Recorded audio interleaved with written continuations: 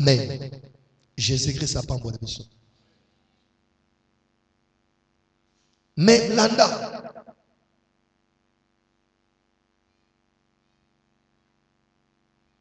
Pour être mutu abima na kati na embargo. Ou est l'embargo matériel. Et contre l'embargo financier. Il y a des hypothèses. Amen. Ils ont des facteurs. O sengeli mutu akende amema mana yango. Pour être mutu azo bon somi neteni oyo. Amen. Amen. Et pour na solo bela na tongo yo c'est okomi sous thème croire à l'impossible. Croire à l'impossible. C'est ça notre point. Croire à l'impossible. Amen. Mutondi mana oyo ekoko salama ongo mate oyo ekoko salama tema yo ndimi ki ko salama. Oyo c'est impossible pratiquement mutondi ah et le mais yo en tant qu'enfant de Dieu au croire na yango. Oh, on a zéro qu'on croit qu'on dit maintenant et qu'on produit quelque chose afin que l'eau ça n'a pas une impossibilité. Kaka zambalola. Est-ce que l'église va s'allier? Est-ce que l'église va s'allier? La Bible, oh, nous croire à l'impossible. Oh, il y a qu'on ça la maté. Oh, il y a qu'on dit que l'eau qu'on ça la maté. Maintenant, c'est là, il y a une fois qu'on dit manayo et qu'on produit quelque chose.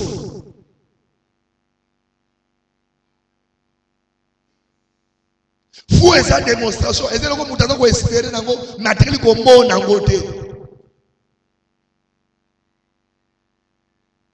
Bien aimé Nzambe azokutana na un homme prophète les Tishbite. Et ces prophètes les Tishbite Bible est biso origine na yete. Mais balobé biso par rapport à ce qu'a outate. Mais balobé que azamutu yamboka galade. Le Dieu de la Bible est Zamazo Koutana. Et Zamazo Ebisaye par rapport il y a Makamaka Césaraki 365 jours vous les onokate. Maintenant, ça veut dire 365 jours, vous voulez nous côté Kakaye Eli le Tishibiti wan. Assemblée que Mboula et nos côtés pendant 365 jours. Or, Azoya matin par rapport au Kamodo pendant 365 jours, Mboula et nos côtés que Yemoko Baromi Koutaka et Namadele wana. Parce que dans 365 jours, Mboula et Betite, Maïezala qui les sous-souté. Et l'angamon de l'éco produit, Nyon se lègue Kouka. Amen. Zale koti elo ngoli ezate maya komele ezate mais zamba azobenga Eli le Tishbite. Zambe azobenga Eli le Tishbite. Azobisa yeke kende na torrent de Kerit na tindi yokuna maya ezesika wana omela mai wana ya torrent pe na kobana kotinda korbo apana koyela yo biloko na tongo pe na pokwa. Amen. Amen. Eli atikali komona torate atikali komona ndekete korbo koyela biloko mais Eli a cru. Eli a ndimaki sans pour autant omona. Alléluia. Eli tant mutazo quoi. Oui, c'est important, il faut obéir. Amen. Le même est bien. Parce que ceux qui ont croire dans quatre impossibilités, qu'ils ont produit quelque chose, ils ont même monté dans quatre obéissance, il faut obéir. Et il y a obéir. Bien, à des fois, tu échoues dans la vie, tu échoues dans la vie, parce que tout est sacré. Amen. Et puis, tu as ça mona na Nzambe. Amen. Olinga ka Nzambe, oui. Mais bato bele ko obéir. Bien aimé, na parole de Dieu. Ko obéir na on Nzamba zo ebisayo. C'est pratiquement et comme impossible na bato bele. Nzamba ya kuta na Isaac. Azote beki non, ku kele na Egypte te. Mais kele na guerre resika na zo tinda yo. Buna na ko pambola yo. Mais Isaac azotos azokende. Nzamba zo pambola zo comme riche, babike de plus en plus il devenait fort riche. Pourquoi? Parce que atosaki. Tozolo na malamu. Amen. Kole la kola vie de ngate. A obéir ne et permettre à ça la mouvement kende à se retrouver. Et la Bible déclare Elia qui a une Torah de guérite allié à commercer mais la maille à Torah et le matin dès qu'il y a soyé les biloko corbeau n'a pas quoi persoyer là. Mais Eli animal animal ozo ndeke oyo ozo soyé là biloko akolia oyo azara qui est pire. Amen. Mais Eli a so croire par rapport à Yakondi mané oyo ne permettre à soi quelque chose. Alléluia. Alléluia. Eli a commis ndeke ele na tongo ele na pokwa et liloba na Nzambe zoloba maya torenka okaki. Amen. Et bita mutu azobéir na Nzambe Zamba mandako kosala ba brèche kofungola banzela na ngama mutu. Amen. Zamba zo pasola nzela zo fungola par rapport à obéissance ya mutu.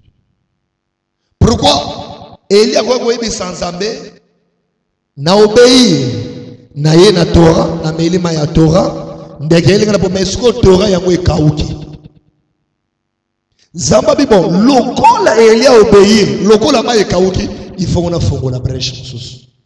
Na fongo le zela mususu. Il revient à l'homme. Il y a obéir, il y a kotos. Et souvent Nzamba tinde de loko.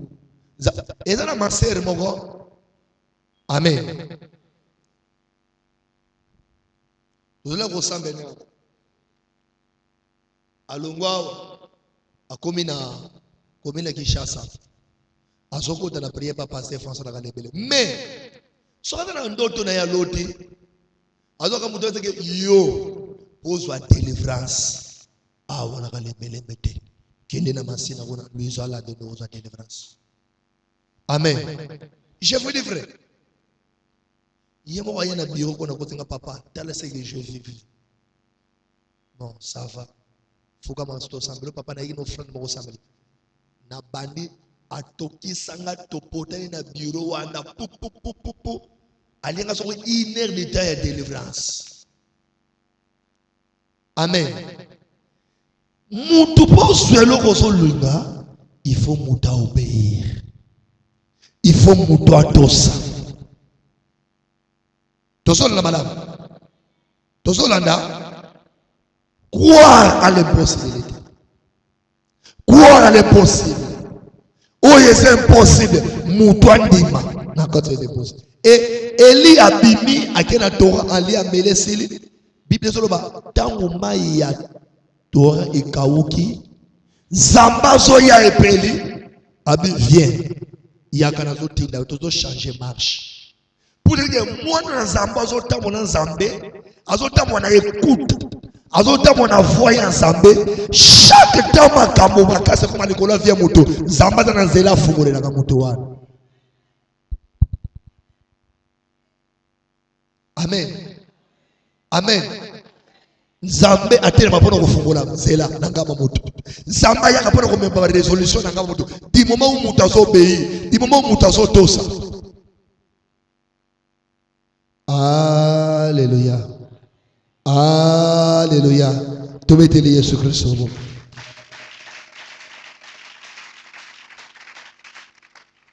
Bazota que l'émission de l'Oban Nzambe, un roi, chapitre 17, le 8e verset.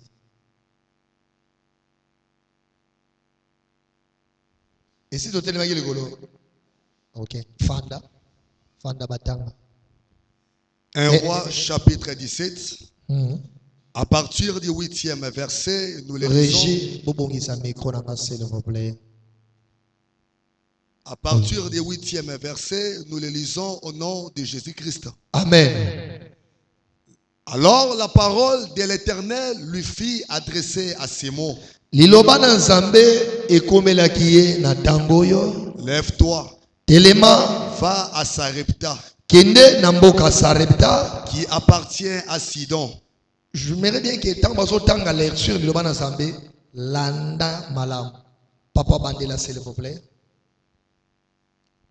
Alors la parole de l'Éternel lui fit adresser à Simon.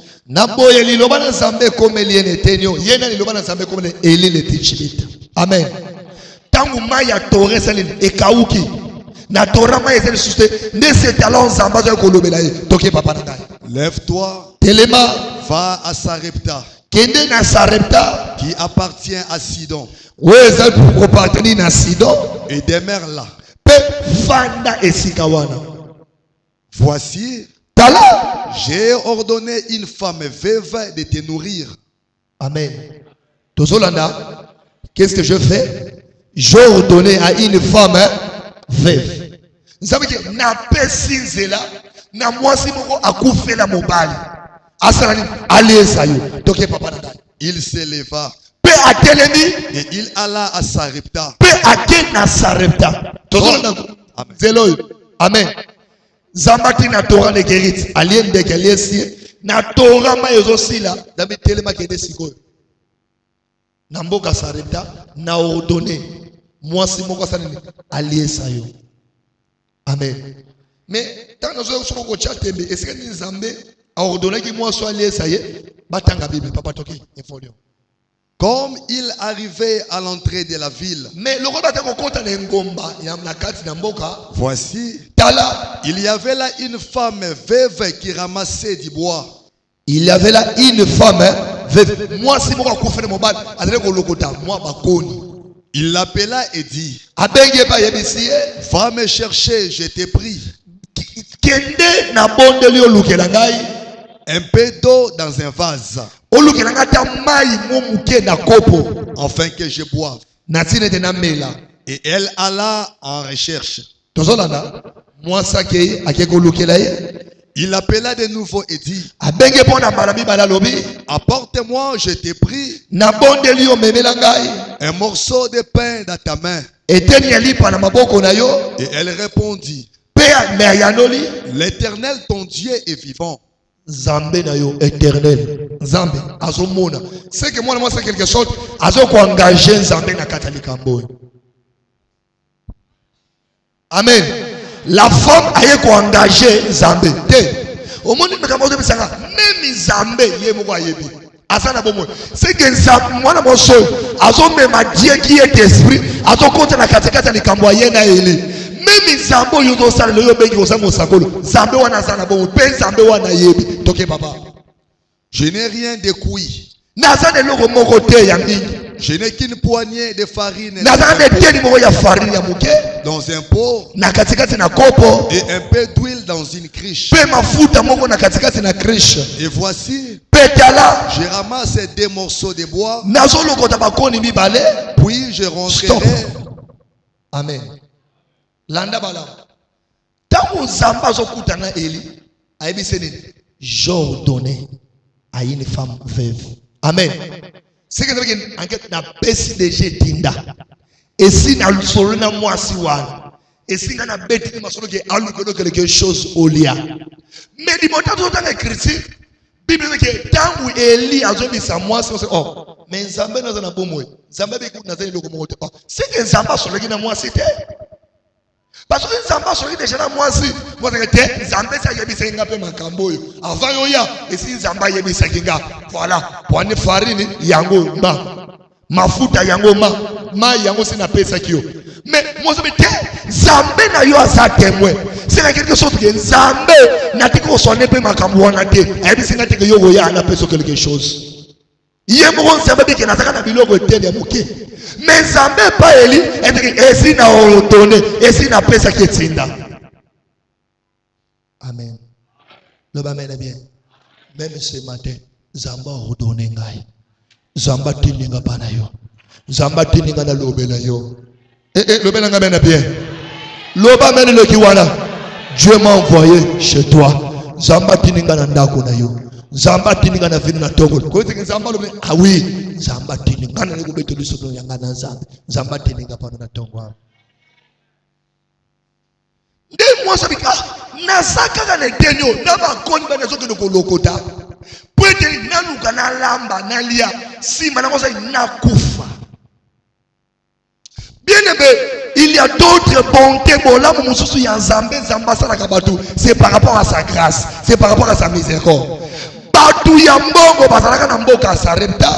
Basu Yebele, Bazalaka. Batou Batombo, Bazalaka. Batou Bazalaki, Mibali, Bazalaki. Mais pourquoi Zambé a Zoya Krapaya veuve? Mon veuve était mouton déjà dans la carte de faiblesse. Mouton déjà ya mobala za souté parce que charge ya moutou. Amen. Le benanga mena bien. Charge ya moi si nyoso ezalaka porté par mobali na ye. Mais du moment Zamba zo so moi seul. O ya kufela mobalo azotinda Eli akende moi so aniesa ye parce que Zamba yebaki que moi so yololenga zalia a trouvé grâce et pananga. Même il n'a se retrouvé lokola ya ko la privé na mobali azali physique mais tire na mobali moko waza mobali bazo bengele mari de veuve. C'est le Seigneur Jésus-Christ que moi so yo aza mutu ya kokele la terre. Moi je n'ai pas na ye. Tika na biso ni chose. Lolengo za bipa no comment on za bandro za délaissé mais il y a quelqu'un za pembeni na yo. Ezana mutu moko za pembeni na yo. Quel que soit la mi pembeni na difficulté nyoso ya kotika yo te. Ya za yo partout. Biso to ko kene to tiko na beto beto to ko talo lobi beto yete. To bi keno to so ki ba déranger papa tamso embouteillage. Mais ça mutu moko embouteillage ya quartier so ka yete. Embouteillage ya débonome so ka yete. Mutu wana zanzele na ka polele pona tina na ye. Tika na biso ni chose. Même ceux qui va te suivre abandonner qui yo. Ceux qui va te suivre tika qui yo. Mais du moment où la orientation dans Zambé, Zamba ko tika yo te. Zamba on a toujours pembe na yo pour ko bande ba poulet na yo. On a toujours pembe pour ko faire quelque chose. Tika te na tongo Zambé na Israël a faire quelque chose. Yebisa muta pembe na croire à l'impossible. Yebisa croire à l'impossible. J'ordonnais une femme veuve pour étaler ça. Amen. J'ordonnais une femme veuve pour être nourrir à l'essayo. Et la femme abandi kotosa. Abandi kotosa. Mbala moko tamu. Eli a poussé ni pembe na ye. Ayebi sabite. Nazaka nazo c'est la peine à kufa. Je vous assure. Ceux qui maman mekai kolamba. Biloko pe alia. Mukolo pa ingaka kufa. Ainga zo eloko moko te. Alinga za sune eloko moko te. Mais du moment à quoi Nebiso mutu peut obika l'impossible la vie de comme possible. Il faut mutu à obéir. Il faut muta tosa. Du moment où tosa ndeo est impossible de comme possible la vie na yo. Mais du moment où yo so obéir te, du moment où yo so tosa te, et ça passe où est impossible et comme possible la vie na yo. La femme elle a obéi à Tosi. Abifona Tosa. De moi ça zo soit. Azo pesa eli. Et voilà la suite. Bible solo baki na kati na ndako mwana mosolo. Ezane logo moko te ezangaka. Nalobi ezane logo moko te sa nini? Ezangaka. Balobi elebise yo pe na famille na yo. Oh, moi ça zo sala mouvement oyo. Moi, ça c'est la geste. Mais par rapport à mouvement, ça c'est ça. Par rapport à geste, moi, ça c'est ça. Quelque chose de ça. Quelque chose de ça par rapport à ces gestes. Et le moment de ça, parce que la femme, moi, ça donne ça qui. Amen. Amen. Bien aimé, tant que tu y a dans l'église, tu y a qui pense à moi. Il faut monter à obéir. Peu monter à tant monter à obéir. na nyonso nzambe akozanga na posa pa mutu mutu fayi bango ko servir nzambe biloko nyonso nzamba chaka na maboko na biso biloko nyonso nzamba pesa na biso il nous revient aussi à servir Dieu avec nos biens on nzamba chena maboko na biso on nzamba pesa biso il y a d'autres délivrances dans ta vie au kuzwango kaka di moment où yo yebi ko offrir nzambe di moment où yebi ka ko pesa nzambe des moments où ça peut délivrance wana fina amen mais du moment où yebi ko pesa nzambe te du moment où yebi ko offrir nzambe te et ça passe pour soi pour bénéficier de quelque chose. Amen. Bazotanga biso Bible na mukana ya Marc chapitre 12 verset 41. Landa. Écoute-moi bien. Enfant de Dieu. Votre attention. Tango papa yaka pa Nzambe. Bien mais il faut y na nyonso ya yo pa na Nzambe. Alléluia. Il faut y na nyonso na yo pa Nzambe.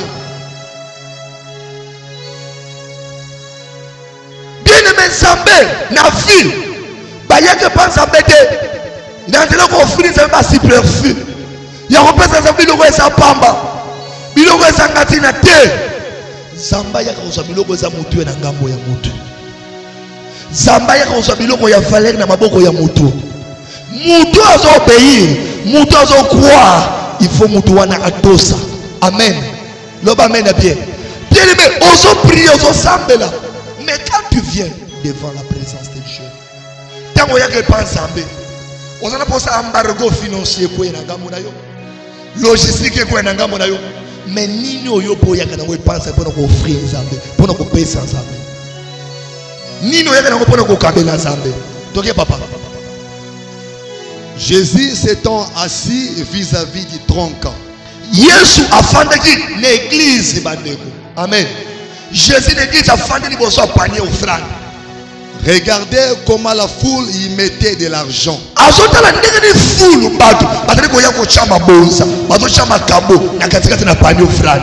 Plusieurs riches. C'est là s'il vous plaît. Maman Nangaï.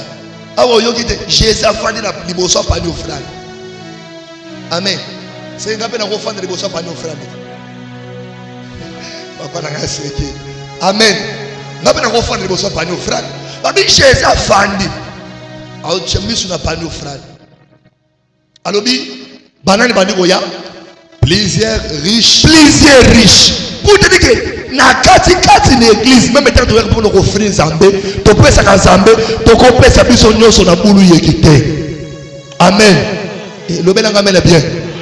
Loba meli le kiwana. Na église santo ya basala ka pa appel de fond. Ya ko se ko frère, wana appel de fond, ba to basala ba banini ko mata. So you osana moto comme le niveau no zela pe na niveau na yo wa abaleki na ba riche plusieurs riches batangi fallait le viso yo gite abi plusieurs riches batangi moto ba plusieurs ebele papa plusieurs riches bazo ya bazo cha ba offrande na ba pani de temps le sambo sili amen qu'il te sili prier sili Jésus bengi ba serviteur nyos ba porte boyana no bofanda renyo zokota lelo ka renyo zokota yanda bite renyo zokota papa tina renyo zakine sujet du jour leur dit sujet du jour il y a au jour on est sur les offrandes amen maman to la ndanga malamu batangi place wa na mono zo beta kara faut votre attention s'il vous plaît na taino maman fanda de la ndanga si j'aime qu'on a dit sur les offrandes. Landa, c'était sur les offrandes. Je l'ai dit, les lots, thème de son la partage sur les offrandes. Leur dit, je vous l'ai dit en vérité. Cette pauvre veuve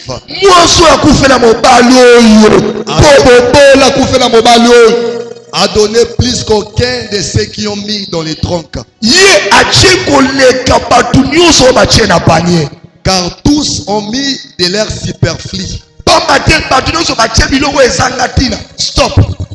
Amen. Comment ça va dire pauvre? Moi, je ne sais pas si je riche. Parce que plusieurs riches, superflu. biloko eza bango pamba. Mutu azana mbongo azana 1 million de dollars. Mutu azana 100 000 dollars. Aye siko l'église azana 100 000 dollars, azui 3 000 dollars à tché. Tozolanda riche aya tché 2 000 dollars. On a 1 million, azui a tché ta mususu 1500 dollars. Bon, on va dire que tu tché, tu pèses si pénal ensemble. Vous avez été? On va vendre rien. Basalinga va vendre. Bako pèse à monter la tête. Babi, moi, si on a une pièce mi balé, avec un 20 dollars.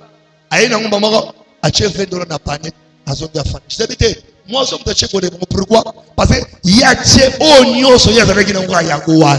Donc, on a voulu bomber na caisse avec un 20 dollars. Tant qu'on a 5 francs, azuka 20 dollars ou na tché. Mais on va dire que moi, belé, parce que moi, je vais mouiller pour le moment, pas parce que ma pèse. 2 millions de bateaux, ça va venir dans 4 églises même à Yakoua. Quand il donne, avec un autre pèse offrande. Na pesa ensemble, mais on pesa ensemble, on pesa ensemble si profiter, il y a ça na tinate.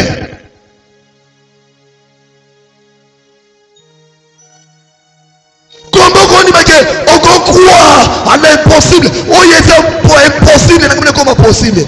Mais il faut savoir comment offrir à Dieu. Ça me pesa si profiter, il y a ça pas embatté. Plusieurs riches ils mettaient les offrandes. Parce que tu as un panier, mais parce que tu as un simple fruit, mais tu as un dîner. On a papa, maman, à son église, maman, on a église au côté, on a aussi 1000 francs, 2000 francs comme le franc. On a un offrande au paix ensemble. Est-ce que vous avez niveau 1000 francs et 2000 francs pour le paix ensemble? Même quand Dieu te regarde, on cause la montée, mon père. Comment on est l'impossible, la vie de comment possible? Est-ce que nous savons ça et l'on va aller ensemble? Tu donnes à Dieu, oui, la personne dans l'église, oui, je peux dire, dans l'église, tu as offrande d'adoration. Après, tu as appel de offrande d'adoration. Tu peux ici. Après, tu as une offrande d'ordinaire, défi, tu peux ici. Si tu as un son calculé, on va simplifier. Il y a un dépenser 10 000 francs. Dans un dimanche, 60 000 euros, dans le côté de la catégorie. Mais niveau, nous avons payé ensemble 10 000 francs. Dans un 60 000 euros. Il faut que vous ayez ma grandeur, comment tu peux offrir à Dieu pour provoquer Dieu. Pour que nous ayons ensemble dans Katanda Kunayo. Abraham, après que nous avons fait 5 ans de promesses, et 5 ans soit moi, Zamba l'a qui est. Abraham a commis collé là.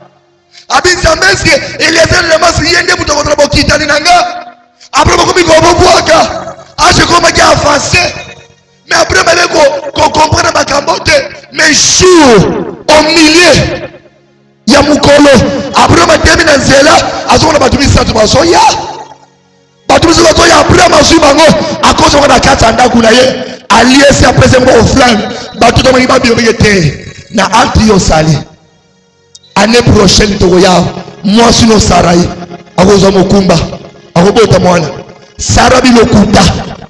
L'Okuta de la commune âge, il y a 90 ans. Âge, il y a ménopause doublement passé. 90 ans, c'est pratiquement impossible. On a le solo, il y a mémé Sarah. Il n'y a pas le solo, mémé Sarah. C'est pratiquement impossible. Âge, il y a 90 ans. Moi, ça concevoir. Minga na bagobo yango. Amen. Oh, Sarah, il va croire dans l'impossible. Ça, c'était l'impossible. Mais lorsque comme c'est impossible, et comme possible, c'était l'offrande. L'offrande est comme c'est impossible, et comme possible. Offrande est quand même la vie à Moutou. Autant on a ma promesse ensemble, oui, t'attends mon laï, mais l'offrande est comme ça ma promesse va s'accomplir dans la vie d'ailleurs. Parce que laisse-moi te dire une chose, bana ya diable ba ndoki ba beke non, mais tu vas te dire ça Moutou. Tu vas te dire maintenant offrande dans les Moulin va commander au PC le beau frère. Parce que PC me coller caillou pour te combattre, pour te détruire santé. On a la prophétie belé, on a le message belé, mais ni ne ça s'accomplir dans la finale. Et bateau va Nicolas Robakis, on a la paix, il a qu'à l'ensemble. On a combien dans un peu pour la caté. bilaka na za oui toyebi et pour la rater ngolobi wana gloire à Dieu mais accomplissement be kozala te mais ça li bon et bima mi sisa et bi tu me ça va finir ma moto pour finir li bon wana li bon ma moto amen le melanga mena bien moninga mais Sarah azo concevoir mais Sarah doit bisa même après ma okokate après ma commune jamais je ne crois pas le baron est pour fan de mutedo le bisa yo je dis que l'année prochaine nakoya yogo so mwana et c'était ça croire à l'impossible. Dis-moi, maman, moi je regrette d'aller là-bas. Est-ce que niveau na yo, et un niveau yo so conseil dans Zambé, niveau so offrir Zambé,